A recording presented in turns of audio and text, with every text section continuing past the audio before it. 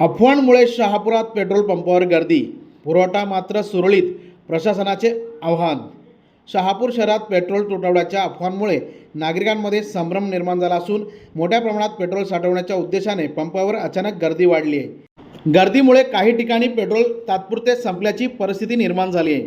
मात्र प्रत्यक्षात इंधन कंपन्यांकडून पेट्रोलचा पुरवठा सुरळीत सुरू असल्याची माहिती समोर आली आहे. पंपावर वाढलेल्या अनियंत्रित गर्दीमुळे वितरणावर तात्पुरता ताण येत असून त्यामुळे काही पंपावर इंधन संपल्याचा भास निर्माण झाला आहे.